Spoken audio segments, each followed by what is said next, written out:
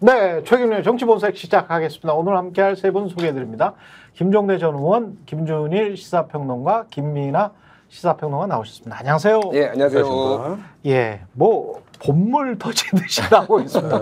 본물 터지듯이 단독 보도들이 나오고 있어서 예, 중요한 보도들만 추려보겠습니다. 첫 번째는 이 JTBC 단독 보도, 저는 이것도 굉장히 중요한 보도라고 생각을 하는데, 2022년 9월 23일에 검찰에서 도이치모터스 주가 조작 고발인 조사를 시작하는 그 시점부터 해서 한 일주일간 10월 20일까지 한 달치를 입수를 해보니까 그 중에서 이게 지금 전체가 36번 통화를 한 거죠? 네. 36번 이종호와 김건희가 통화를 했다. 이종호는 1심, 2심 다 주가 조작 공범 유죄 확정된 사람입니다.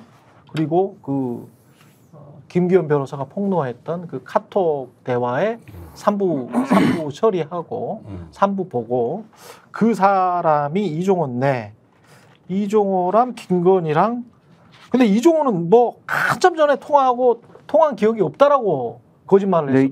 36번에는 예. 전화 문자가 같이 들어가고, 전화 문자, 그다음에 전화를 했는데 뭐 안 받은 것까지 들어간다라고 하는데, 그렇군요. 상식적으로 전화를 했는데 안 받았는데 계속 전화하진 않았을 거 아닙니까? 예. 그러니까는 어떤 형식으로든 연락이 됐다라고 우리는 추정할 수 있는 기록이 나온 것이고, 그렇죠. 이종호 씨는 여기에 대해서 이전에는 지금 말씀하신 대로 김건희 여사 옛날에나 통화했고 뭐 이 이후에는 거의 이 전화번호도 모르고 그랬다, 이렇게 해명을 했는데, 그러한 해명이 다 깨지는 이런 보도가 나온 거고, 이 보도 이후에 다른 언론에다가 경향신문이라든가 이런 데다가 지금 설명을 해놓은 게 있어요. 근데 설명이 잘 납득이 안 되는 설명인데, 뭐라고 설명합니까? 내가 직접 통화하지 않았다라고 지금 주장을 합니다. 쉽게 얘기하면은 직원이 통화한 거다, 이런 식으로 얘기를 하고, 나는 그래서 그 통화 사실을 몰랐다. 김건희 여사가 나에게 전화를 했다는 것을 몰랐다. 그러니까 요즘에는 자기와 관련된 일인데 자기가 몰랐다는 사람들이 굉장히 많아요. 아무튼 예. 그런 식으로 지금 설명하고 있지만 납득이 되지 않는다. 말이 안 되는데. 근데 이제 이거 자체가 이제 김건희의 주가 조작과 관련해서 중요한 단서를 제공할 수 있는 거죠. 일단 본질적인 내용은. 그죠? 그러니까 이게 네. 이제 이종호랑 연락한 적 없다, 이제 잘 모른다라고 얘기했다가 하필 이 시점이 2020년 9월 23일인데 이때 이제 본격적으로 주가 조작 사건 고발인으로 황희석 전 법무부 인권국장 이제 소환한다라는 보도가 나온 상황이니까. 그렇죠. 그러니까 그냥 추론을 해보면은 네. 도이치모터스 주가 조작과 관련해서 이거 어떻게 입을 맞출지 상의를 뭐 해야 되는 그런 상황이 아니었나, 이렇게 추론할 수밖에 없어요. 그리고 당시에 검찰총장은 누구였어요? 윤석열이었잖아. 윤석열이었죠. 2020년이면 윤석열이. 그렇죠. 네. 근데 이게 그러니까 윤석열 검찰총장일 때, 윤석열 검찰총장이 지휘권을 가지고 있을 때는 수사가 진행이 안 되던 상황이었고, 그렇죠. 그때 이제 이 수사를 지휘할 수 있는 권한을 법무부 장관이 이제 수사 지휘를 못하게 하거나 그랬지 않습니까? 검찰총장이 수사 지휘를 못하게 한 거고, 그게 지금까지 어거지로 유지가 되고 있는 거잖아요. 그렇죠. 그때 수사 지휘를 못하게 할 즈음에 이제 그 이후에 이제 이 통화가 이루어진 겁니다. 즉 윤석열 총장이 막을 수 있었던 시기에는 전화할 필요가 없었는데 윤석열 총장이 이거를 막지 못하게 되니까 전화를 한 거 아니냐, 서로 이렇게 추정하는 거죠. 실제로 고발인이 황희석이 고발을 했었을 시점과 고발인 조사를 시작했을 시점에 갭이 시차가 한 5개월 나는 거 아니에요.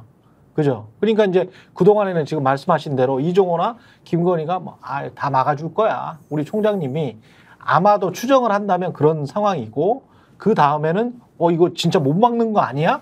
그래서 황급히 전화를 했던 것 아닌가? 그렇게 이제 추정해 볼 수 있는 거 아니에요? 김건희가 네. 이종호한테 전화한 횟수가 훨씬 많습니다. 김건희가? 네, 저 중에서 25차례예요. 그러면은 누가 더 급했겠습니까? 김건희가 사실 더 급하죠. 검찰총장 부인이 더 급하지. 그러니까 이거는 이종호 씨에 대해서 이종호 씨가 이거 사법 처리가 심각하게 됐으니 좀 막아주세요 하는 게 이종호가 전화하는 동기라면 김건희가 이종호 씨한테 전화하는 동기는 뭐냐 하면은 진술을 똑바로 해라. 너 조사받을 때 어떻게 이야기해라. 그렇지. 그러지. 김건희 여사는 이종호의 입에 달렸거든요. 예. 그러니까 거의 70%가 지금 김건희 여사가 전화한 거예요. 그러네. 거의 3분의 2입니다. 3분의 2. 그러면은 누가 더 급했겠습니까? 이 정황을 보면은 이게 뭐 통화건 문자건 간에 25차례 김건희 씨가 여사가 연락을 했고 한 것은 이종호 씨가 주범이 대감으로 고발이 당했으니 문제는 자기는 꼬리 자르듯이 좀 처리를 해줘야 되는 그렇죠. 거 아닙니까? 그다음에 이제 본인은 저기 주가 조작에 대해서 몰랐다 이렇게 해야 되는 거고. 그렇죠. 그런데 이종호 씨는 검찰 조사에서 또 저기 권오수 회장으로부터 김건희가 계속 궁금해한다. 이런 어떤 진술도 했거든요. 그러니까 몸이 다른 건 김건희 여사예요. 이때는 대선 후보 아직 나오기 전이고, 검찰총장. 예, 검찰총장 때고. 그러면 윤석열 입장에서 봤을 때는 이종호, 김건희 그리고 만약에 윤석열 검찰총장한테까지 이게 그 귀에 들어갔다면, 그러면 그 높은 직위에서 수사 방해 이런 쪽으로도 이야기가 될 수 있는 거 아니에요? 아니 그러니까 이 루트는 예. 김 여사가 이종호 씨한테 전화를 해서 사태가 어떻게 돌아가는지를 파악하고 예. 김 여사가 윤석열 총장한테 얘기할 수는 있겠죠. 그러니까. 그러니까 여기서도 이 저기 사법의 판을 짜는 건 여전히 김 여사였다는 거죠.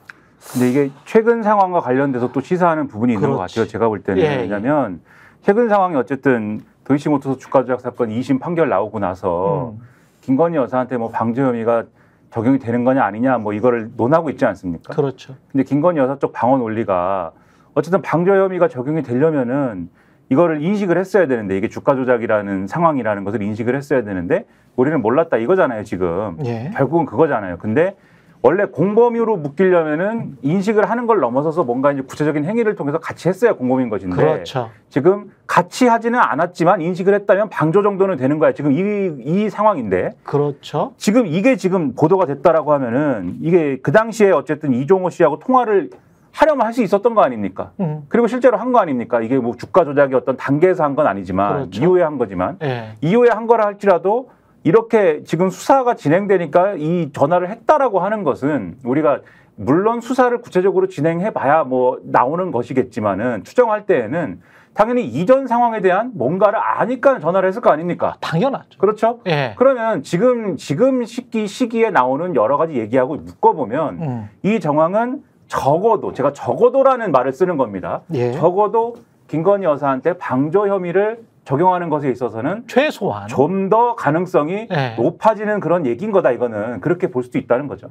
떳떳했다면 전화할 필요도 없는 거지. 그렇죠. 예. 내가 주가 조작 안 했는데 왜 전화를 해? 나는 모르는 일인데. 나 모르는 일이고. 그리고 이종호는 법정에서도 그랬고 김건희를 직접 알지는 못했고 그리고 김건희를 권오수 통해서 뭐 연락했든지 뭐 자기는 김건희에게 직접 연락한 적이 없다라고 계속 지금 진술을 했거든요. 법정에서도.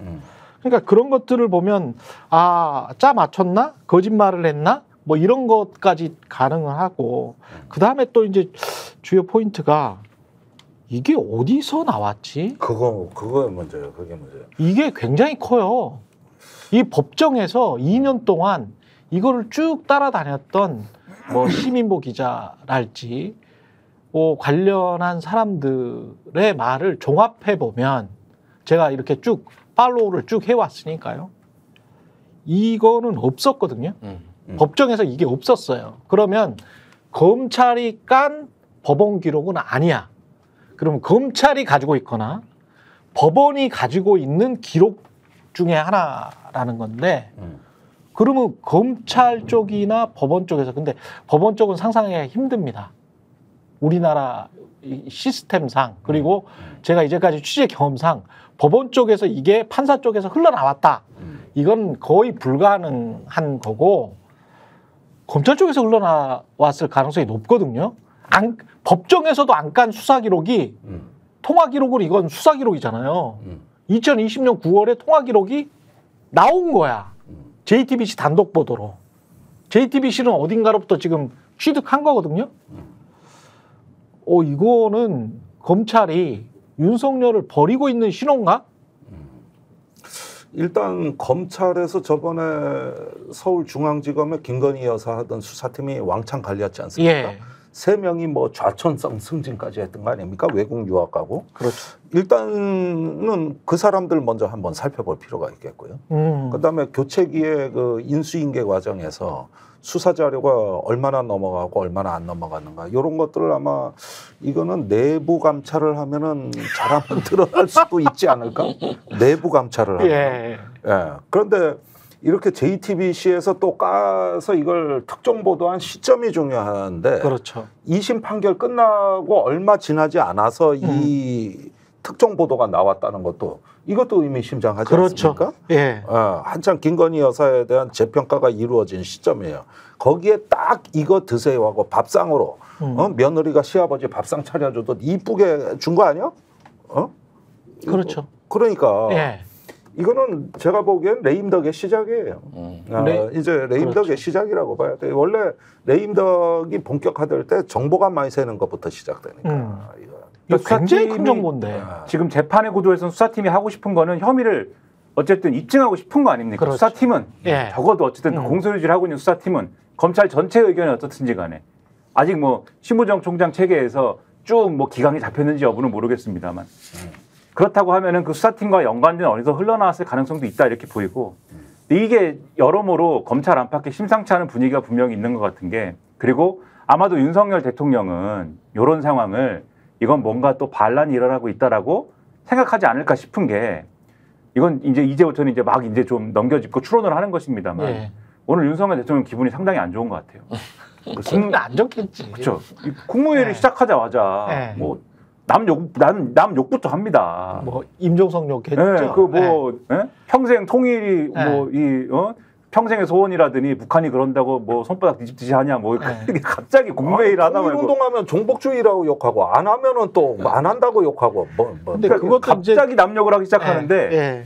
근데 제가 좀 눈여겨본 게 뭐냐면 한동훈 대표하고 독대를 안 하기로 했지 않습니까? 근데 안 하기로 한 이유에 대해서 다른 신문들은 뭐 여러 가지 얘기를 했는데 중앙일보의 경우에는 추경호 원내대표하고 삼자회동 하기로 한 것도 거부했다 이걸 썼고 동아일보의 경우에는 한동훈 대표가 김건희 여사 얘기를 하려고 의사를 전달을 했는데 독대 자리에서 그래서 윤석열 대통령이 거부한 것이다라는 얘기를 또 썼어요. 맞춰보면 애초에 한동훈 대표 측에서 이제 상상입니다. 여기서부터는 퍼즐을 맞춰보는 거예요. 한동훈 대표 측에서 김건희 여사 얘기를 뭔가 하려고 했는데 그것에 대해서 대통령실이 거부하기 위해서 추경호 원내대표까지 셋이 얘기하자. 근데 셋이 얘기하면 김건희 여사 얘기를 못할 거 아닙니까? 둘만 아는 얘기를 해야 되는데 그렇죠?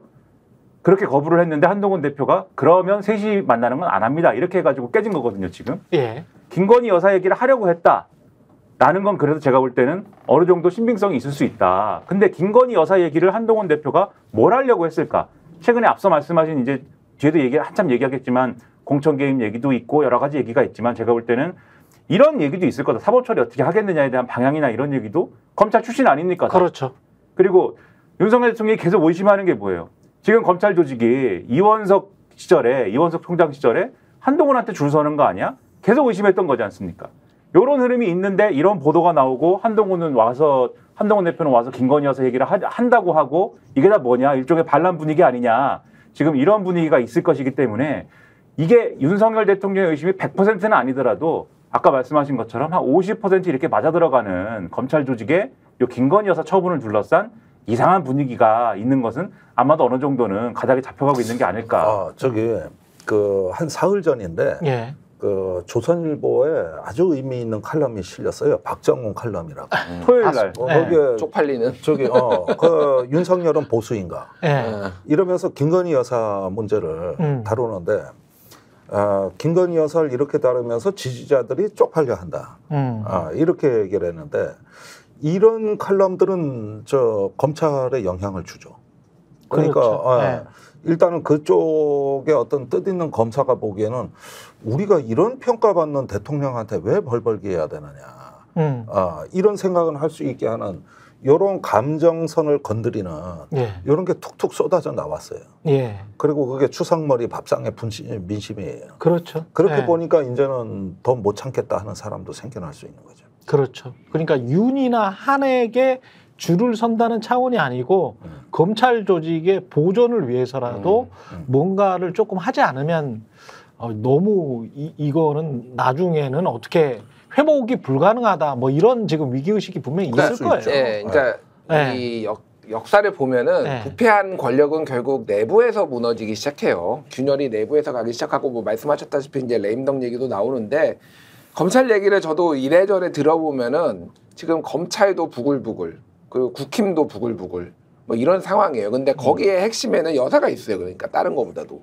여사 언제까지 우리가 이 뒤치다거리 해야 되냐. 국힘도 의원들 지금 그런 얘기하고 있거든요. 뭐 우리가 나중에 얘기하겠지만은 저는 진짜 그 특검 통과될 수도 있겠다 이러다가 진짜 지금 의원들 심상치 않아요. 물론 이제 뭐 원팀으로 해가지고 이제 단속이 들어가겠지만은 예. 이거 지금 매일 나오고 있잖아요. 지금 오늘도 그렇죠. 지금 우리가 얘기할게. 그래서 굉장히 심상치 않고 말씀하셨다시피 이거는 이제 검찰에서 나왔다라고 봐야 되는데 누가 이거를 줬을 것인가는 중요하지 않은 것 같아요.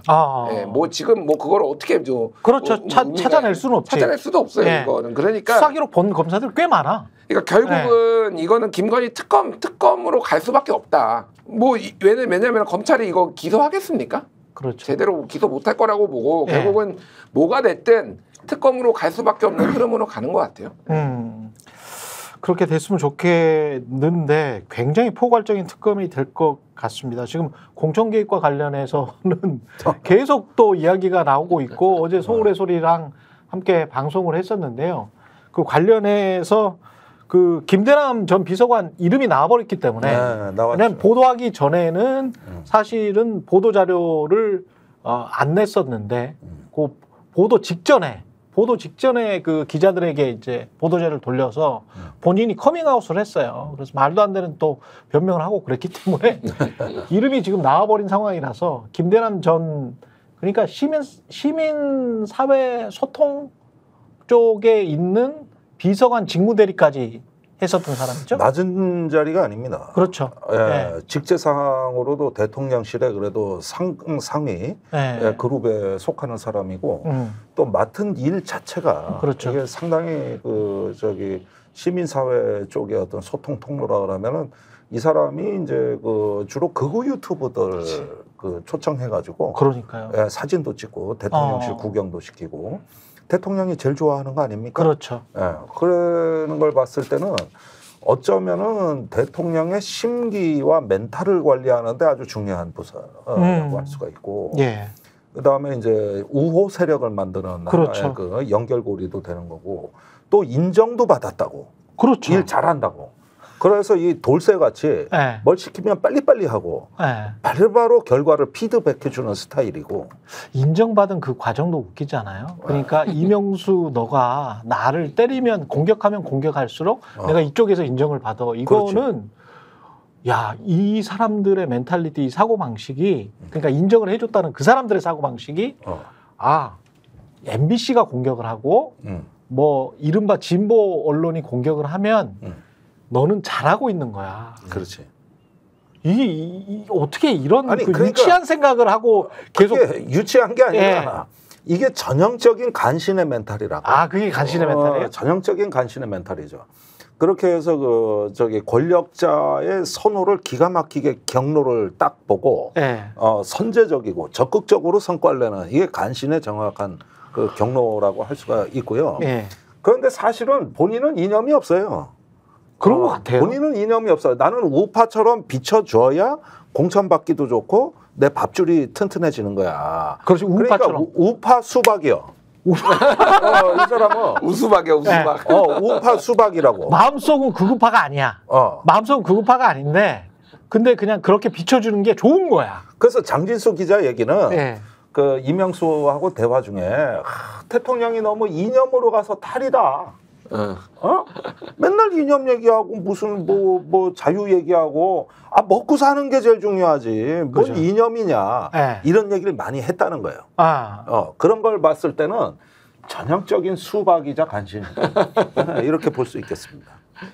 황당합니다. 그래서 이제 이 사람이 10월까지인가 이제 근무를 했어요. 용산에서 근무를 하다가 6개월 정도 앞두고 4월에 총선이었으니까 나왔습니다. 나와서 나는 용인갑이야 라고 하면서 그쪽에서 이제 열심히 텃밭을 깔고 있다가 2월쯤에 이제 이혼모 이야기가 나오니까 아주 이제 경계를 하기 시작을 하는 거죠. 이혼모는 김건희 사람인데 자기도 이제 대통령실에서 들은 게 있었나 보죠. 직접 보고 들었겠지. 보고 들었겠죠. 다 알지. 뭐. 그 부분을 한번 좀 들려주실래요? 다시 한번? 그 이혼모 하면 어떤 사람이야? 여사 문제잖아. 그렇죠. 예. 그거를 지금 그 저기 용인갑으로 가게끔 예. 작업치고 있는 거를 바로 이철규가 하고 있다고. 아, 그거를요? 아, 예. 왜냐면 이철규가 음. 그 용산 그 여사를 지금 대변해서 거기서 공간에서 일을 하고 있잖아. 아, 예. 그러니까 이제 그렇게 하고 있는 거야. 아, 야, 김건희 여사가 공천 개입 많이 하고 있긴 있네요. 하고 있지. 그 루트가 이철규야. 이철규가 저 용산 지금 마사지 하고 있는 거야. 왜냐면 네. 그 지금 잘못되면 이철규 날라가거든. 아, 잘못되면, 예. 이혼모 잘못되면 예. 이철규가 날라가. 아, 자, 저게 지금 김건희, 이철규 당시 공관위원 이 루트는 당시에도 의심을 했었잖아요. 그리고 이게 지금 살아있고 그 루트와 저쪽에 한동훈 루트, 공식 루트가 치열하게 싸우고 있다. 그런 어떤 보도나 논평이나 이런 것들을 많이 했던 기억이 나는데요. 그러니까 저는 그러니까 저걸 보면서 어저께 진행하시는 것도 봤는데 이게 좀 엉뚱한 얘기인데 네. 도대체 이명수 기자의 매력은 뭐길래 그렇죠. 저렇게 사람들이 다 주주주주 다 실종 김건희도 막 주주주주 털어놓고 저 김대남도 뭔데 궁금하더라고. 매력이 있는 뭐가 기자인가 매력이? 봐. 아니 그러니까 이게 사람이 잘하는 게 있잖아요. 각자 기자들도 저도 뭐 하지만 저는 저런 능력은 없어요. 이게 분석하고 뭐 이런 거는 있는데 탁월한 능력. 탁월해 내가 보기엔. 일단 박수 한번 대단합니다. 박수 쳐주고 이제 이게 그거잖아요. 이원모 같은 경우에는 윤석열 대통령이 직접 중매를 섰다. 결혼할 때 중매를 선 걸로 알려져 있고 그리고 그 이원모 부인이 그 민간인으로 그 전용기 1호기 그렇죠. 탔다라는 것도 그때 언론 보도 있어서 도대체 무슨 신문으로 탄 거냐 이런 논란도 있었고 그래서 이원모를 윤석열 대통령뿐만이 아니라 김건희 여사도 굉장히 아낀다라는 거는 많이 알려져 있어요. 그러니까 그리고 김건희와 이원모 부인이 굉장히 또 가깝다라는 것도 지금 여러 이제 언론 보도로 이제 알려져 아니 저 녹취록에도 나와요. 그러니까요. 예, 신모 씨가 직접 전화를 하면 바로바로 받는다는 거 아니에요? 그러니까. 그 현장에서도. 예. 그러니까 뭐 이제 이런 정황으로 봤을 때 그리고 이제 이원모가 용인갑으로 갈 때 사실 한동훈에서도 딱히 문제 제기를 안 한 것은 용인갑이 원래 좋은 맛이잖아요 여기가. 그렇더라고요. 전에 국힘이었어요. 선거법 위반 때문에 이제 날아갔지만 19, 20, 21 다 국힘이었어. 예, 다 이번에 이제 졌지만은 그러니까 사실은 이원모가 검찰이잖아요. 그러니까 그렇죠. 한동훈도 잘 알고 있었던 사람이기 때문에 딱히 문제 제기를 안 한 거지. 그러니까 두 라인이 충돌할 일이 별로 없었던 거야. 그러니까 그러네. 어쨌든 그러니까 이제 이원모가 이렇게 받은 거고 김대남 넋두리였다. 넋두리가 너무 디테일해. 이게 넋두리는. 넋두리였다뿐만 아니라 나는 거짓말을 한 것이다. 나는 거짓말을 했다 그때. 이렇게 주장하는데. 이분도 이 말하는 걸 쭉 들어보면요. 좀 순진과더라고. 생각보다 좀 순진한 사람이야. 예. 그리고 강원도 분들의 뭐 특징이라고 할까요? 그러니까 순진하시잖아요. 수수무구하신 분들이 많아. 예. 그러니까 두 가지인 것 같아. 하나는 순수할 수도 있고 하나는 본인이 권력 과시욕이 굉장히 강한 사람들 있잖아. 김건희 여사도 그랬거든 그때. 그러니까 너무 막 자랑하고 싶은 묻지도 거야. 않은 말을 막 해줘. 막 계속 하는 거야. 우리가 뭐 좌파 뭐 오야부기네 막 이런 얘기 막 이상한 단어까지 써가면서 저 김대남도 제가 보기에는 뭐 전 잘 모르는 양반인데 저 자리에 가서 자기가 권력을 보니까 이거를 누구한테 막 얘기하고 싶은데 그렇지. 이명수가 살살 긁은 거지. 그러십니까? 그러니까 그냥 줄줄줄 나온 거야. 내가 이명수 칭찬해 진짜. 아니 거기에다가 오늘 장진수 기자하고 방송을 하고 장인수 기자하고 왔다 왔는데 그 이명수 기자가 지금 통화 녹취를 가지고 그 서울의 소리에서 방송을 한 것이지만 그렇죠. 실제로는 술도 꽤 먹었대요. 김대남하고 이명수 기자가 나는 정말 궁금한 거는 사실은 그 자리에서 한 얘기거든. 그러니까 이거는 이명수 기자가 앞으로 어떻게 입장을 밝히느냐에 따라 가지고 이걸 훨씬 뛰어넘는 엽기와 변태 민낯을 우리가 앞으로 보게 될 것이다. 사실 전화 통화보다는 술 마실 때 더 많은 얘기를 하지 않나? 그렇죠. 상식적으로?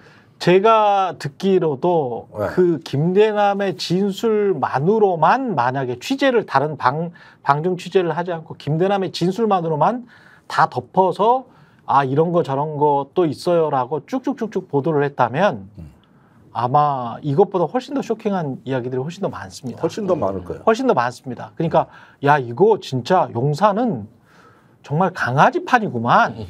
돌아가는 게 무슨 가게냐 여기가? 마트도 이렇게 운영이 안 될 것 같다야. 한 10명 운영하는 마트도 이런 수준은 아닐 것 같아. 스스로 자평하는 부분들이 있어요. 근데 그런 것들을 그대로 이제 개인의 독백처럼 김대남의 개인의 독백처럼 듣고 이거를 다른 사람들한테 확인 취재는 불가능하잖아요. 그리고 야 다른 저 용산에 있었던 사람한테 야 똑같아? 너도 같은 의견이야? 이렇게는 말하지는 못하잖아. 그러니까 이제 그런 게 취재가 안 되니까 그런 건 불가능하니까 보도를 안 하는 것뿐이고 그러니까. 그 5시간 안에는 굉장히 이 나라가 정말 강아지판으로 운영되고 있다는 어떤 의심을 가질 만한 그런 말들이 많이 나와요. 그건 나중에 책으로 나올 것 같은데. 예. 7시간 책도 나왔잖아요. 그렇죠. 예, 그게 뭐. 근데 어떻게 비서관 직무대리까지 한 사람이 그렇게 인식을 하냐는 거지.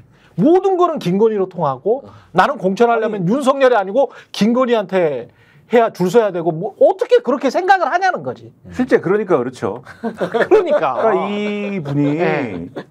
애초에 용인에 갔을 때 내가 자력으로 한번 해봐야겠다 이렇게 생각하고 갔을까. 대통령의 든든한 지원과 뭔가를 기대하고 가지 않았겠습니까?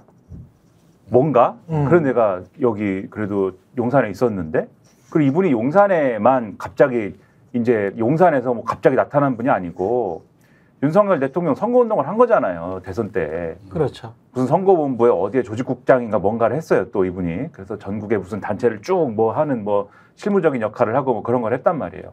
그리고 이분이 이제 그 보수 단체를 관여했던 사람들한테 하고 다닌 얘기를 보면 윤석열 대통령이 대선 후보 시절에는 자유롭게 전화도 하고 문자도 보내고 했지만 그 이후에는 대통령이니까는 우리는 이제 아닌 걸로 아는데 그다지 자유롭지 않은 부분도 있지 않느냐 전화나 문자가 그때 그러면 그 대리로 전화를 이렇게 해준다거나 대리로 문자를 보내거나 이런 역할을 누가 했느냐 내가 했다 이런 얘기도 하고 다녔다는 거예요. 그러면 제가 볼 때는 윤석열 대통령에 대해서 이런 얘기 하고 다니는데 누가 와가지고 제지를 안 한 거 아닙니까? 그렇죠. 그러면 제가 볼 때는 윤석열 대통령하고 그렇게 용산에 있지만 그렇게 먼 사이는 아니에요. 제가 볼 때. 그렇게 먼 사이는 아닙니다. 그렇죠. 근데 이분이 김건희 여사 이 얘기대로라면 김건희 여사, 김건희 픽에는 밀리는 거예요. 이게 용산 권력의 본질이다라는 거를 보여준다는 말씀을 드리면서 이 이원모 건이 왜 또 재밌다고 생각하냐면 애초에 이원모 전 비서관은 공천 신청한 데가 강남을이잖아요. 그렇죠. 그때도 잘 생각을 해보면 강남을에서 사고가 났거든요. 박진 전 외교부 장관이 여기 현역이었잖아요. 여기다가 자기가 현역이니까 자기가 신청했단 말이에요. 그 이원모 전 비서관이 여기다 또 신청했지 않습니까? 그렇죠. 그러니까 둘이 충돌한 거지 않습니까? 그런데 이렇게 충돌을 한 상황에서 윤석열 대통령이 화를 냅니다. 갑자기 화를 내서 아니 왜 다들 이렇게 좋은 지역구에만 공천 신청하면 어떡하니? 화를 내서 그 당시 보도로 확인된 겁니다.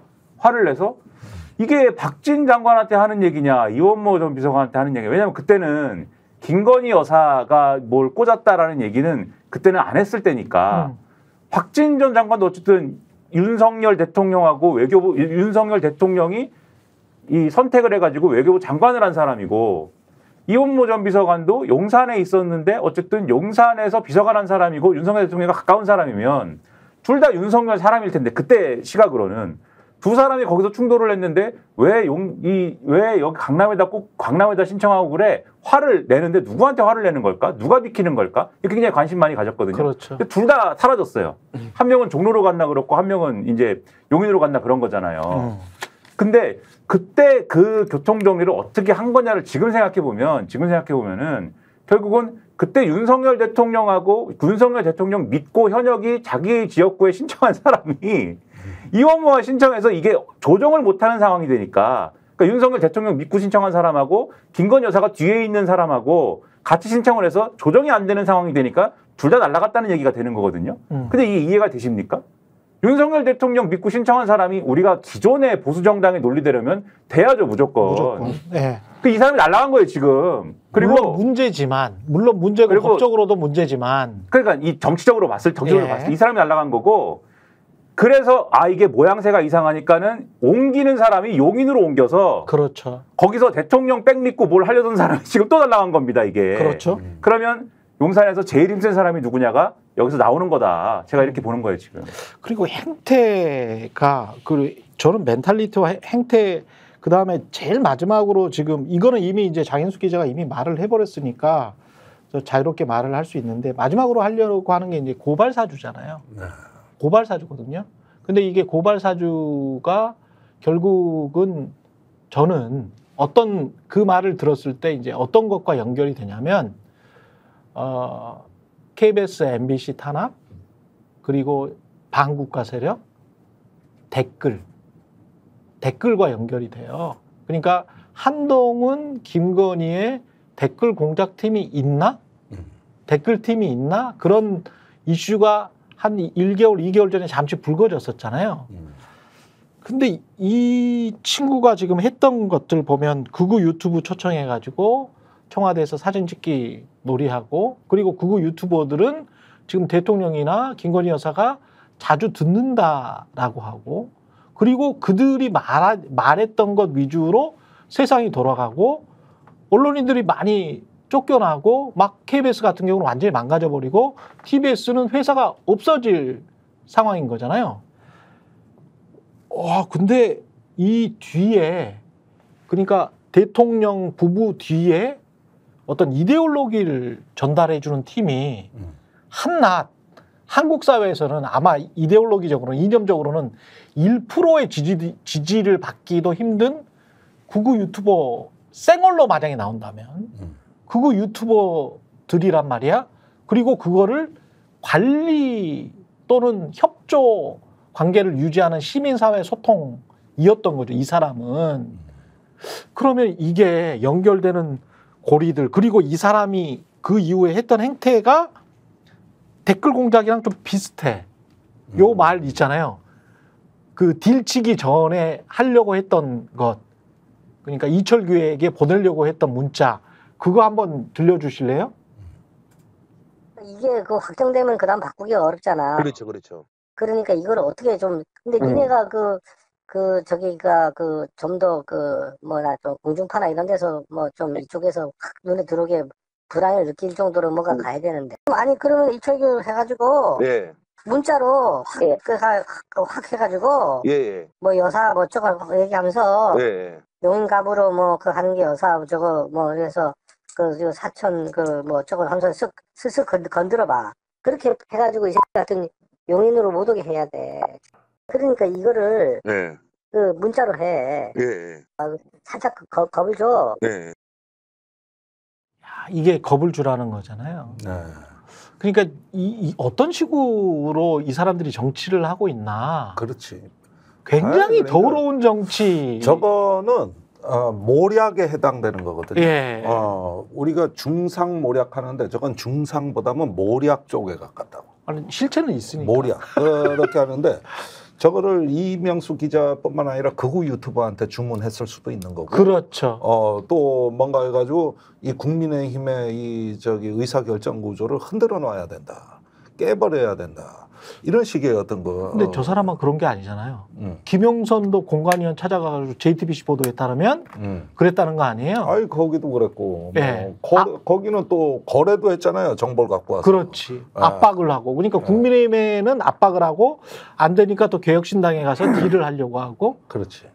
근데 이것 자체가 이런 식으로 정치를 하는 게 이 사람들의 정석이었구나. 그렇지.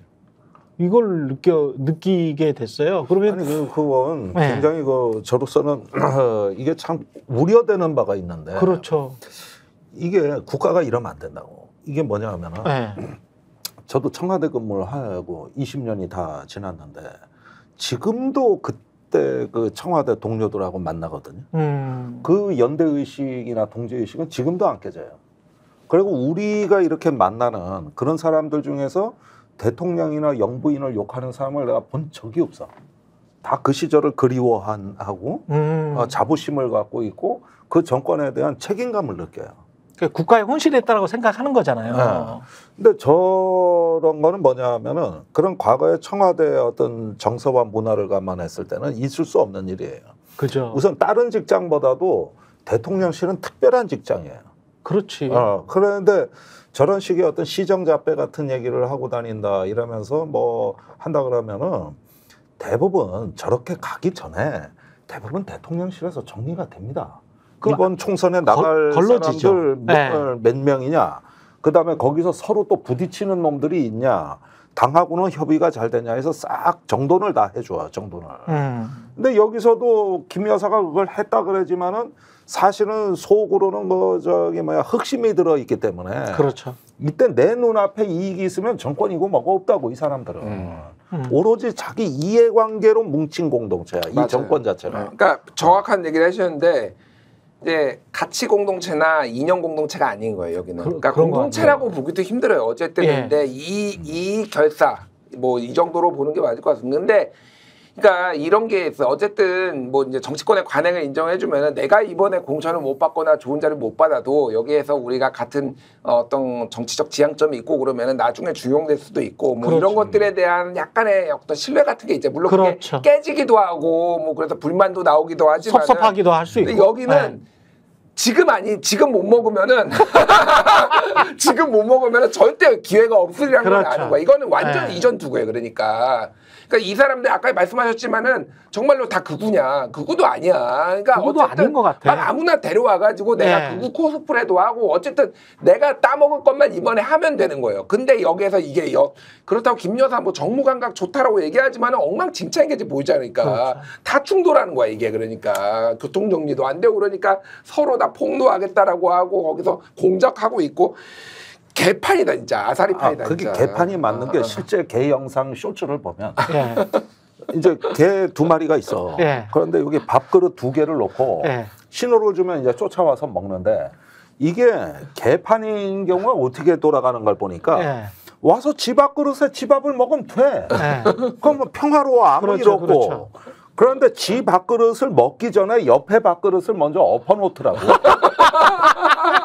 그래서 옮겨 싸워. 그래서 완전히 개판을 만들어 놓고 지 밥그릇으로 그때서야 그러네. 오는 거야. 이게 네. 힘이 세니까요. 예. 그러면 이 새끼는 가만히 있냐고. 그러다가 집안이 난장판이 되는 거야 이게. 그러니까. 근데 이게 예. 뭐 개판 얘기 하셨지만은 네. 이 상황이 대통령실 그러니까 저는 황당한 게 황당해요, 지금 말씀하신 사실은. 것처럼 대통령실 사람들이 네. 총선 출마를 이번에 많이 하려다가 저렇게 된 사례들이 있는 거잖아요 지금. 예. 그러니까 아까도 드린 말씀인데 그 과정이 웃기다는 거예요. 다들 물어봤을 거 아닙니까 대통령한테. 다들 아니, 어쨌든 대통령한테 물어보는 제 말 한번 들어보세요. 몰라. 아니, 제 말 한번 들어보세요. 물어봤어요 대통령한테 네. 무조건. 네. 제가 왜냐하면 그거는 하게 돼 있습니다. 왜냐하면 네. 대통령실이라는 데는 어쨌든 직장 아닙니까? 그렇죠. 이 직장 그만 다니고 출마할래? 예. 저 직장 그만 다니고 출마하겠습니다. 절차가 있을 거 아니에요. 그렇죠. 그러면 그거 최종적으로 오케이 도장 찍어주는 사람은 대통령이잖아요. 예. 그 대통령이 지금 말씀하신 대로 출마하려는 사람은 빨리빨리 정리하고 출마해. 라고 하는 절차가 있는 거고 그래서 네. 출마하라고 했으니까 다 나갔을 거 아닙니까? 그렇겠죠. 50명이 됐든 100명이 됐든. 그렇겠죠. 그리고 이런 사람들은 이게 대통령이 보통은 일반적으로는 대통령이 오케이를 하라고 했으니까 나는 아마도 100%는 아니어도 거의 뭐 70% 80%는 공천이 되는 거야. 이렇게 하고 가는 건데 제가 생각할 때는 지금 윤석열 정권의 윤석열 대통령은 와가지고 어떤 녀석이 나 총선 출마하고 싶어요라고 해요. 그러면은 출마를 하는 거는 개인의 자유 아닌가? 그냥 가라고 하는 거예요. 너는 출마해라 그러면. 출마해라. 근데 이거는 정무적 판단이 아니지 않습니까? 제 상상이에요. 그냥 그래서 다들 출마 허가를 득한 거예요. 갑니다. 근데 실질적으로 정무적 판단, 누가 어디에 나가야 되는지에 대한 판단은 윤석열 대통령이 오케이 찍어준 거와는 별개로 커튼 뒤에서 김 여사가 한 거예요. 그러니까 지금 실제로 지역에 간 사람하고 실제로 어느 지역에 누가 꽂힌 거하고 이게 이게 균열이 난 거잖아요, 지금. 그래도 한 지역구에서 자기들끼리 충돌하는 바람에 지금 폭로를 하는 거 아닙니까? 그러면 그 공천이라는 게 그렇기 때문에 제가 늘 이거를 이런 식으로 말씀드리는 게 용산하고 여당하고 예. 과거 정권처럼 청와대와 여당 관계로 공천을 조율했으면 그것도 당연히 드러나면은 사법 처리될 수 있고 문제가 될 수 있지만 그러면 이렇게는 안 되는데 그 루트가 아니고 김건희 여사가 암적으로 이 커튼 뒤에서 드러나면 안 되는 방식으로 조율을 하고 그것은 여당을 막으려고 하고 이거는 인정할 수 없는 방식으로 되는 과정이 있었기 때문에 관철이 안 되고 관철이 된 것도 있지만 안 돼버리고 안 된 게 지금 튀어나오고 이런 개판이 된 것이다. 근본적으로 대통령이 문제 그다음에 대통령 플러스 김건희 여사의 문제 이렇게 구성이 되는 거다 지금. 잠시 광고 보고 30초 후에 돌아오겠습니다. 네. 아니 왜 아직도 3년간 같은 통신사 인터넷 계속 쓰고 계세요? 인터넷 가입 시 48만원 유심 경종 시 추가 혜택이 주어집니다. 인터넷 비교원 통해 인터넷 가입하고 지인에게 홍보해주세요. 지금 몽고에 인터넷 비교원 검색 후 3초만에 감동하고 비교해보세요. 인터넷 비교원. 네, 인터넷 가입 혜택 비교하느라 시간 낭비하고 계시는 분들에게 3년마다 가입만 해도 현금 사은품을 주는 인터넷 비교원을 소개합니다. 인터넷과 휴대폰 그리고 가전제품 렌탈을 비교원을 통해서 가입하고 가입할 때 최대 48만 원, 알뜰폰 또는 휴대폰을 통신사만 변경해도 최대 30만 원, 정수기 렌탈 최대 30만 원, 총 합하면 최대 108만 원까지 될 수 있습니다. 현금 혜택 받을 수 있습니다. 현금 사은품 혜택을 원치 않으면 삼성 55인치 TV로 선택 가능하고요. 인터넷 신규 가입 후 소개한 친구가 가입할 경우에는 신세계 상품권 4만 원을 무제한으로 드리는 이벤트 진행 중입니다. 그리고 가입할 때 스픽스 유튜브 보고 왔다라고 말씀해 주시면 고함량 비타민 B가 들어있는 웰세이브의 비타민 B 제품도 따로 드리고 있습니다. 지금 바로 1670-2571 연락 주시거나 네이버에서 인터넷 비교원 검색 후 문의 주시기 바랍니다. 단독 보도가 계속 쏟아지고 있습니다. 요거 예. 김민하 평론가 얘기한 거 제가 짧게 예. 하나만 에피소드를 얘기할게요. 예. 뭐냐면은 이게 윤석열 대통령의 즉흥성과 무책임성으로 인해서 빚어진 사례예요. 즉흥성과 무책임성. 용산에서 직원들이 출마하겠다라고 막 이렇게 얘기가 나오면은 대통령이 그래 나가서 잘해봐 뭐 이렇게 얘기를 했다라는 거예요. 그러면 그 얘기인즉슨 소위 말해서 TK나 PK의 좋은 자리를 어느 정도 보장해 준다라고 당사자들은 인정을 했는데 대통령은 본인이 정치 천재라고 생각을 해서 나는 맨 땅에서 헤딩해가지고 여기까지 대통령이 됐잖아. 니들도 험지 가서 잘해봐. 약간 이런 분위기가 돼가지고 출마한 사람들이 다 벙쳤다라는 거예요. 교통정리가 하나도 안 되니까 얘기했듯이 여러 명이 좋은 데로만 다 가려고 하고 있고 그거를 조율을 한 게 김건희 여사인데 김건희 여사도 한동훈하고는 또 얘기가 안 된 거야. 그러니까 한동훈은 또 계속 그러니까 한동훈 쪽에서는 왜 여사가 거기에 관여를 하느냐 막 이러는 거지. 원래 한동훈은 김건희 여사의 존재 자체를 인정을 안 하고 있는데 갑자기 사과하겠다라고 한 그 문자 5개 있었잖아요. 그랬죠. 그 제가 국힘 쪽으로 얘기 들은 거는 그 앞뒤로 무슨 문자가 있었는지를 생각해 보면은 그렇죠. 이 사과가 진정성이 있게 받아들였겠냐. 그러니까 추론은 앞뒤로는 다 공천 누구 이게 다 있는 거야. 이 상황에서 이게 엉망 개판이 돼버린 거야. 그러니까 이게 아무런 건 조율이 안 돼버린 거지. 그러니까. 근데 이 이야기 조금만 더 할까요? 그러면 근데 대통령실은 왜 이걸 별 생각 없이 그러니까 야 이거 뭐 그냥 작은 거야라고 지금 생각하고 지금 넘어가려고 하는 분위기가 여러 곳에서 감지가 되는 것 같은데 왜 이렇게 생각할까요? 야 공천 개입 이건 뭐 별것도 아니야. 그래요. 지금 국민의힘 의원들도 거의 제가 알기로는 대다수가 그렇죠. 그렇게 얘기하고 지금 제가 들은 것도 대통령실도 그런 분위기라는 거야. 출입 기자들한테 이야기 들어보면 그냥 뭐 이거 뭐 별거야? 나머지 것보다는 훨씬 더 작은 걸로 생각을 하고 있대요. 왜 그렇지? 그런데 이 부분에 대해서 그 외에는 다른 수단이 없기 때문에요. 그런데 이서보화에 나오지 않습니까? 저 포도 실 거야. 막 그냥 못 먹는 거 이렇게 이런 식인데 대처가 안 되는 상황이에요. 그렇죠. 이런 정권이 굉장히 취약한 거예요. 그러니까 이게 그 박근혜 대통령 탄핵 때도 다 별거 아니라 그랬어요. 처음에는. 그러다가 나중에 정유라가 나오고 태블릿 PC가 나와서야 그때 이거 뭐냐 하고 하다 넘어갔다 그랬지. 그 전에는 아무 위기가 없었다고 봤다니까요. 대표적인 게 정진석 비서실장입니다.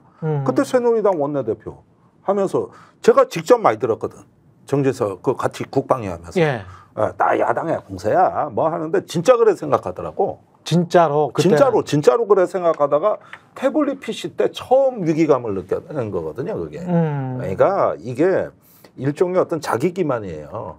그리고 이렇게 전부 다 이거 저 시스템 공천한 거니까 별거 아니고 지들끼리 한 얘기로 치자. 그게 오늘 이게 아침에 그 시선 집중에 나온 그 국민의힘 사무총장 장동혁의 오늘 발언도 그래요. 거기에도 뭐냐면 그분들끼리 얘기입니다. 거기는 그분들끼리 장동혁 의원은 여러 뭐 중원부원 했는데 잘 들어보면은 모른다는 취지예요. 난 몰라요. 그러니까 이분들은 제가 볼 때는 심리적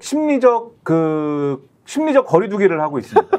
아니 난 몰라. 서로 간에 네. 불리한 거는 몰라. 그쪽에서 벌어진 일에 대해서는 얘기 안 할 거고 어차피 상관없어. 뭐 우리가 했나? 뭐 이런 분위기예요. 왜냐하면 장동혁 사무총장은 친한계잖아요. 그러니까 한동훈 쪽에서는 지금 몰라. 그쪽이 잘못했지 이런 분위기인 것 같고 아까 이제 대통령실 분위기 말씀하셨잖아요. 거기도 이게 예를 들면 아까 김종대 의원이 말씀하신 것처럼 동지적 의식으로 똘똘 뭉쳐가지고 있으면 각자 걱정을 막 하면서 이러다 큰일 납니다 하겠죠. 근데 그게 아니지 않습니까? 내가 그렇다.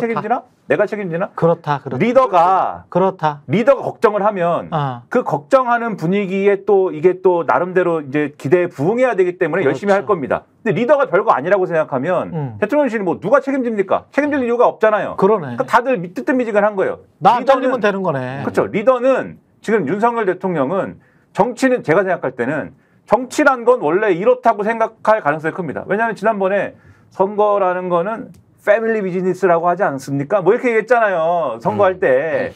패밀리 비즈니스를 한 거잖아요. 지금 이게. 그러니까 이런 식의 인식 그리고 공천이라는 거는 원래 대통령하고 뭐 뒤에서 커튼 뒤에서 하는 거 아닌가? 뭐 이런 식으로 생각을 할 가능성이 있기 때문에 리더가 별거 아니라고 생각하기 때문에 분위기 이렇게 돌아가는 거고 국민의힘 사람들은 지금 심리적으로 이미 거리감이 이만큼 있어가지고 뭐 잡혀가는 건 내가 아니다 이런 분위기가 아닐까. 내가 아니다. 근데 여기 하나가 이제 또 하나 그러니까 저도 동의해요. 뭐냐면은 한번 쉽게 얘기하면 사정기관을 우리가 장악하고 있다라는 자신감이에요. 제가 보기엔 이거를 문제를 삼으려면은 각 잡고 하면 문제될 수 있잖아요. 그렇죠. 근데 우리 검찰 장악하고 있는데 뭐 누가 이거를 하겠어? 이렇게 지금 보는 것 같아요. 그러니까 근데 박근혜 있겠다. 때도 검찰 장악하고 있다라고 생각을 했거든. 근데 어느 순간 검찰이 청와대 압수수색에 들어왔어. 사실은 이게 순식간이 기류가 바뀌는 건 순식간이고 아까 전에 그래서 얘기했잖아요. 그 지금 김건희 JTBC 보도 어디서 난 거냐. 지금 검찰이 심상치 않아요. 물론 수뇌부하고 밑에하고는 다르지만 그렇겠죠. 다르지만 지금 심상치 않다. 제가 보기에는 결국은 균열은 제가 보기에는 검찰에서 나기보다는 특검에서 나고 여기에서 검찰이 따라오지 않을 수 없는 상황이 될 가능성이 상당히 높아 보여요. 제가 보기에는. 심우정이 장악을 했는지 안 했는지도 의심스러워. 아직은 사실은. 시기상조죠. 장악했다고 보기에는. 예. 근데 이런 전반적인 그 분위기를 보니까 일단은 김건희에 대해서는 지금까지 한동훈 대표가 지도부에서 단 한 번도 입장을 낸 적이 없습니다. 그런가요? 대표되고 2달 반 동안에 어떤 논평도 없었어요. 그래가지고 단지 야당이 특검법을 낼 때 그거에 대한 반응을 한 것이지. 뭐 디올백도 무혐의 처리한 거, 주가 조작 그 판결 난 거 한 번도 입장을 낸 적이 없어요. 그런데 문제는 여기서 윤핵관들이 띄워줘야 되는데 용산의 입장에서는 거기가 일렬의 돌격대 역할을 해야 되는데 최근에 그 전선이 입 닫고 있잖아. 와해됐고 김영선 의원 사건이 터졌을 때도 지금까지 침묵하고 있거든요. 그렇지. 그런데 그 윤핵관이 해야 될 일을 이준석이 대신 해주고 있는 게. 그러네요. 갑자기 판이 이제 저도 헷갈리는 거지. 이준석은 왜 그러는 거야?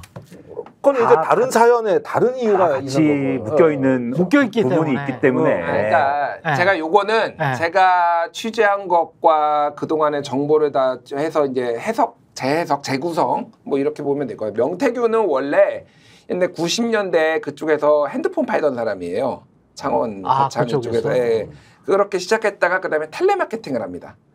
텔레마케팅 회사를 세워가지고 그러다가 여론조사 회사를 해가지고 정치권하고 이제 인연이 있었던 건데 텔레마케팅이라는 거는 결국은 개개인의 지역에 있는 사람들의 정보를 알고 이거가 하니까 이게 지역에서 작은 단위에서는 특히 막강한 힘을 발휘하는 거예요. 그러니까 경남, 창원 이쪽에 거점을 잡아가지고 그쪽에서 오랫동안 잔뼈가 굵은 사람은 그냥 뭐 언론 보도 이제 저기 뉴스토마토 보도 보면은 좀 특이한데 약간 직관을 가진 사람이었다 뭐 이런 얘기를 하고 홍준표 시장 같은 경우에는 약간 사기꾼 냄새 났다 뭐 이런 얘기도 하고 그랬는데 새로운 사람들은 그 사람이 가지고 있는 그런 데이터들 이게 좋네요. 탐낼 수밖에 없는 거야. 그러네요. 자, 김영선은 비례 2번 한 다음에 고양시에서 2번 한 다음에 고양시에서 2번 떨어졌어요. 그러니까 이게 경기도가 민주당 텃밭화가 돼가는 이 과정에서 여기에서는 답이 없다고 생각을 해서 PK로 튀어 이게 된 거야. 그러니까 갔는데 처음에는 이제 경남 도지사 나오려고 그랬는데 공천 못 받고 뭐 이렇게 정치적 낭인이 될 것 같은데 얘를 만난 거야. 그러니까 명태균 70년생 명태균을 만났는데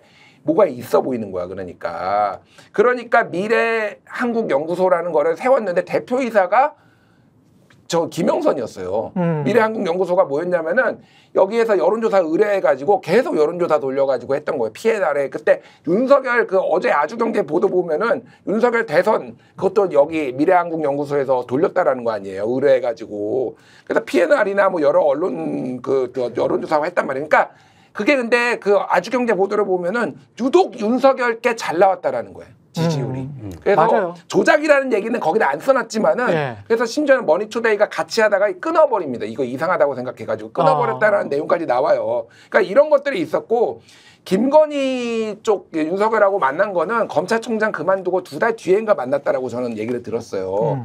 그러니까 이게 김건희 쪽에서도 이제 윤석열 쪽에서도 굉장히 이제 다급한 거지 사실은 이제 앞으로 대선을 하려면. 그런데 이쪽에 데이터를 가지고 뭔가를 하니까 그리고 몇 가지 조언을 해줬는데 거기 여사 쪽에. 근데 그게 좀 잘 맞아 떨어졌다라고 합니다. 본인은 역술인이라고 하면 역적을 내지만은 그런 식의 조언도 몇 번이 있었다라는 거예요. 그러니까 그래서 이래저래 이제 맞아 떨어진 거지. 그래가지고 보궐선거 때 사실은 그때 이제 김영선을 푸시를 해가지고 결국은 김영선이 이제 그때 지방선거 보궐선거 때 이제 공천에 받아가지고 이렇게 된 거고 거기가 사실은 캐시카우였던 거지. 그러니까 지금 언론보도 보면은 오늘 절반 월급의 절반을 가져갔다며요. 그러니까요. 상납하기로 해가지고 그게 9천만 원이라는 거 아니에요. 그러니까 김영선을 낙선하면 안 되는 거야. 이번 총선에서도. 왜냐하면 돈이 계속 꽂히는데.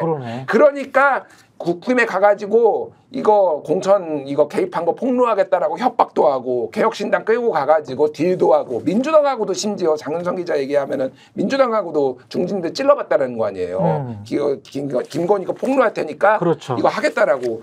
그러니까 명태균은 그래야 될 이유가 있는 거고 이준석 입장에서 보면은 이준석은 사실은 명태균한테 도움을 받았어요. 당대표 선거할 때 어디까지 어떻게 받았는지 모르겠으나 합리적으로 생각을 해보면은 어쨌든 그 의원들하고도 관계가 있고 그러면 당원들한테도 영향을 미칠 거 아니에요. 그럼 한 표가 아쉬운 당대표 선거에서 명태균한테 도움을 주겠다고 하는데 안 받을 이유가 없는 거잖아요. 그러니까 이미 명태균하고 친하기 때문에 명태균, 김영선, 천하람, 이준석이 7불사에서 만난 거예요. 만났는데 그쪽에서는 일단은 김건희 거 폭로하겠다. 그리고 구체적인 거는 여기 와서 보여주겠다라고 하니 간 거고 이준석이 보기에는 천하람이 남아가지고 그 기자회견문까지 작성을 했잖아요. 남았다고 그렇게 보도가 나왔잖아요. 그러니까 이준석이 보기에는 그때 개혁신당의 상황이 이낙연하고 헤어지면서 너무 어려웠어. 그러니까 이거를 아마 호재로 삼아가지고 뭔가 좀 이슈를 만들 거에 대해서 고민을 했던 것 같아요. 그런데 개혁신당의 입장에서 보면은 1번이나 3번의 비례를 줘버리면은 이거는 개혁성이 확 떨어지지. 수돗물 떠먹은 사람을 1번이나 3번을 주면은 이제 개혁신당 망하니까 다 반대하고 그러니까 이준석도 이 1번, 3번은 값어치가 안 맞는다라고 해서 이제 킬을 한 이런 상황인데 문제는 생각보다 국힘의 여러 인사들하고 너무 가까워요. 오세훈 서울시장 보궐선거할 때도 개입했다라는 여론조사 돌렸을 때 약간의 명태균이 했다라는 게 있고 이준석하고도 여론조사 돌렸을 때 뭐가 있을 수도 있다는 얘기가 있어요. 이게 그러니까 생각보다 이게 이 범보수 이 경남 지역에 아킬레스가 뇌관 같은 거다. 이게 그래서 결국은 명태균 게이트가 정권 게이트로 지금 번질 가능성이 제가 보기엔 굉장히 높아요. 이게 지금 한동훈은 왜 독대를 하자라고 한 걸까요? 그러니까 김건희 이 문제를 좀 해결했으면 좋겠다. 이런 이야기였을까? 아니면 뭐였을까? 저는 김건희와 의정대란 두 가지가 핵심이었을 거라고 봐요. 그래서 일단은 민심 수습책을 민심 수습책으로 이 두 가지에선 돌파구가 열려야지 이러다 위험합니다. 이 얘기를 하고 싶었던 것 같고 예. 그 낌새를 눈치채고 용산에선 차단한 것 같거든요. 추경호 원내대표하고 아까 3자 뭐 그것도 용산에선 거절했다는 거 아닙니까? 글쎄 그렇게 말도 못 끊어게 하는 게 그게 언제까지 갈 수 있지 그런 게? 아니 그러니까 이제 다 있는 자리에선 하는데 예. 거기서도 하는데 분명히 체코 갔다 온 성과 이제 떡 벌어지게 하고 뭐 체코의 성과가 없잖아요 지금. 아니 우기면 돼. 우기면 돼요. 본인들은 있다고 생각하니까. 네. 거기에다가 이제 그런 다중이 있으면은 아무래도 한동훈은 고립되거나 위축될 수밖에 없죠. 그 다 한마디씩 해야 되는데 이런 식으로 해가지고 그냥 구워버리고 삶아버리고 튀겨버리려는 만찬인데 그러니까 지금 갔다 와가지고 한동훈은 더 앞으로 정치가 힘들죠. 가서 뭐 했냐 이 소리 나올 거 아니에요. 그러네. 가서 뭐 했냐 지금 민심 수습책도 없고. 한동훈 입장에서는 돌파구를 마련해야 다음 차기 대선 후보가 될 텐데 그게 지금 점점점 가능성이 떨어지고 있는 거 아니에요? 저는 한동훈 대표가 언제 시점이 될지 모르겠지만 당 대표직 걸고 던질 수도 있겠다 생각이 들어요. 그러니까. 별로 시간 안 남았어 한동훈도. 지금. 그러니까 뭐 이제 원래면 1년 반 전이면은 내년 9월에 이제 뭐 그만둬야 되나 뭐 그렇죠. 이런 얘기들이 있는데 뭐가 됐든 이대로 그러니까 한동훈도 약간의 뭐 이제 뭐라고 해야 되나 즉흥성이 있고 소위 말해서 지난번에 비대위원장 할 때도 그때 4월 1일 날 대통령 담화문 이런 식으로 나오면은 나 또 못하겠다라고 막 직 던지겠다 이런 얘기가 있었잖아요. 그러니까 지금 여러 가지 본인이 할 수 있는 것들을 다 해보고 명분도 쌓고 그러면서 뭔가 승부수를 띄우려고 하는 것 같아요. 제가 보기에는 여러모로 그럴 가능성이 있는데 그게 이제 어떤 명분으로 어떤 타이밍이 될지 모르는데 완전히 돌이킬 수 없을 정도의 파국 그걸 반윤으로 돌아선다라는 시그널이거든요. 그렇죠. 그거를 언제 던질지는 좀 봐야 될 것 같습니다. 지금은 전 이건 개인적인 추론인데 여러 루트로 들어봤을 때는 지금 어쨌든 한동훈도 뭔가를 좀 준비하고 있다. 그러니까 당내에 그 국회의원들의 기류가 심상치 않은 부분이 분명히 있는 것 같아요. 네. 근데 이 심상치 않은 게 본인들이 나서겠다는 게 아니라 본인들은 가만히 있습니다. 국회의원들. 본인들은 드러내놓고는 안 하고 다 이제 누구한테 가서 하소연을 해야 되는 거잖아요. 그렇죠. 한동훈한테 하는 거예요. 대표님한테 하는 거죠. 대표니까. 닌 그럼 왜 대표가 됐느냐. 이런 얘기를 하는 거죠. 어제 한국일보 기사를 보니까 그런 얘기를 이제 합니다. 대표되고 100일 안에 개혁은 해야 한다. 근데 지금 한동훈 대표가 이 2달 됐는데 한동훈 대표를 뭘 개혁을 하라고 지금 대표를 만들어 놨습니까? 결국은 윤석열 대통령하고 관계를 재정립하고 정신을 차리게 만들든가 쉽게 얘기하면 대통령 정신 차리게 만들든가 못하겠으면 완전히 뭔가 선을 쫙 그어가지고 국민의힘하고 뭐 별개의 어떤 존재로 인식을 시키든가 당신이 전면에 서가지고 그런 걸 해라. 라는 걸 주문을 하는 거지 않습니까? 그렇죠. 보수 재건을 하라는 거를 말하는 거겠죠. 그렇죠. 이런 거를 요구를 받고 있기 때문에 뭔가를 하지 않을 수 없는 상황인데 본인이 아직까지는 적극적으로 못 해요. 칼을 쓱 빼다가 말고 그냥 멋있는 척만 한단 말이죠. 그러나 그렇게 계속 가는 것도 한계가 있을 수밖에 없고 그리고 나서면 아마도 주변에서 도와주시겠죠. 우리 조선일보, TV조선, 보수 언론에서 아니 채널A나 이쪽은 제가 볼 때 요즘에 보수 언론 종편 지형이 약간 지금 그렇지. 약간 바뀌었어요. 그래서 아주 복잡하더라고. 조선일보나 TV조선 일부에서 한동훈한테 호응을 할 수도 있고 근데 또 이게 한동훈한테 약간 기대를 지금 접은 부분이 있거든요 또. 근데 나서면 또 모르는 거예요. 그러니까 이게. 그래서 뭔가가 진행이 될 수도 있는데 그거는 실질적으로 한동훈의 다음에 달렸다. 다음 크기가 얼마나 키워지는지에 달렸다. 근데 그러다가 이제 어부지리가 될 수도 있는 게 자꾸 밀어내는 쪽이 있단 말이야. 한동훈을 계속 야 나가 너 어차피 우리 당 사람도 아니었잖아 라고 밀어내는 홍준표 같은 사람이 있어. 그리고 꾸준히 활동을 해. 근데 그 사람들이 영남 쪽에 이제 거대하게 자리 잡고 있고요. 그 사람들이 기존의 국회의원들이야. 그러니까 지금 아까 이제 김민하 평론가가 이야기한 국회의원들 중에서 야, 당을 그래도 이거 다 망하겠는데? 라고 하는 사람들은 그나마 수도권 언저리에 있는 완전히 영남은 아닌 또는 영남의 전직 국회의원이었던 뭐 이런 사람들이거든. 그러니까 이 사람들은 굉장히 좀 압박감을 가지고 있지만 기존의 세력들, 특히 영남을 중심으로 한 홍준표 시장 같은 경우는 그냥 나가. 어차피 내 당이었으니까. 그리고 이제 당을 다시 장악하고 이 생각을 하고 있고 오세훈 시장 같은 경우는 잘 싸워라. 수도권은 어차피 내 거야. 이렇게 어부지리를 생각하고 있는 그게 빤히 지금 보이는 상황이에요. 근데 지금. 이제 홍준표 시장 말씀하시면 네. 그 홍준표 시장도 다 윤석열 대통령 코드 맞춰주는 그 홍준표 대구시장도 김건희 여사 문제는 어떻게 못하잖아요. 지금. 그렇지. 김건희 여사 문제는 어떻게 해결을 하자 이 그렇지. 분위기지 않습니까? 네. 그러니까 요거를 사실 약한 고리로 봐야 되는 게 상식적인 부분인데. 근데 칼을 뺐다 이게 그렇죠. 꼭 이준석처럼 한동훈도 분명히 얽혀 있는 게 있단 말이지. 물론이죠. 고발 사주부터 해가지고 얽혀 있는 게 없을 수가 없잖아. 근데 그러면 만약에 진짜 내전이 일어나 버린다. 그러면 윤석열 측에서도 가만히 있나? 서로 간에 지금 아는 게 너무 많은데. 그때는 우리가 여기서 그 모든 걸 다루면서 네. 이제 한바탕 웃음으로 이제 한바탕 웃음으로 네, 지나가는 것이죠. 네. 그 시기가 좀 빨리 왔으면 좋겠는데. 아니 그러니까 이거 저 옛날에 제발. 한나라 망할 때하고 똑같아. 그 간신들이 나라를 거덜낸다니까요. 완전히 거덜내네. 그리고 서로 간에 거덜낼 능력을 갖고 정보를 갖고 이게 있기 때문에. 한나라 망할 때 얘기하면 삼국지 얘기 아닙니까? 그게. 네. 그래서 삼국지가 생긴 거예요. 삼국지 얘기하면 1시간 동안 또 얘기를 할 텐데 우리가. 그만합시다. 나중에 김종대의 삼국지 특집 한번 하죠. 제갈량의 출사표 읽어봐. 그 이전에 나라가 어쩌다 이래 망했냐고 하면서 네. 간신 얘기가 끊임없이 나오잖아요. 김종대의 출사표로 한번 하시죠. 나는 왜 출사표. 국방부 장관이 되어야 하는가 이런 네, 걸로. 좋습니다. 최경영의 정치분석 여기까지 하고요. 김종대 전 의원, 김준일, 김민아 시사평론가와 함께했습니다. 저는 내일 다시 찾아오겠습니다. 고맙습니다. 감사합니다. 저희가 얘기할 때 오셔가지고 라이브로 관전하시기 바랍니다. 반드시 주변 사람들 데리고 오시기 바랍니다. 구독, 좋아요, 알림 설정 해주시기 바랍니다. 좀 살려주십시오. 저 좀.